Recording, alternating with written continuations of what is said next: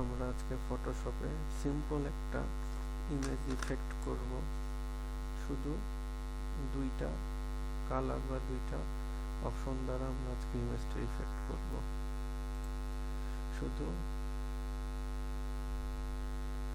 Solid colour আর হচ্ছে gradient, এই দুইটা অপশন দিয়ে আমরা আজকে ছবিটাতে নর্মাল সিম্পল একটা ইফেক্টের কাজ করব।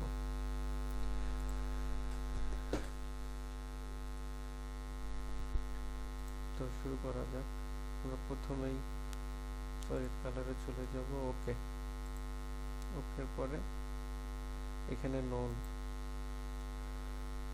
নর্মাল আছে, নর্মাল জায়গায় আমি স্ক্রিন দিব। অলরেডি দেখেন একটু চেঞ্জ কিন্তু অলরেডি হয়েছে। তারপরে আমরা আবার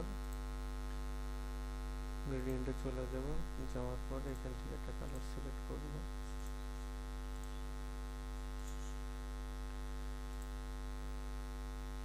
এখানে গ্রেডিয়েন্ট দিব, দেওয়ার পরে এইটা ইফেক্টটা দেখেন।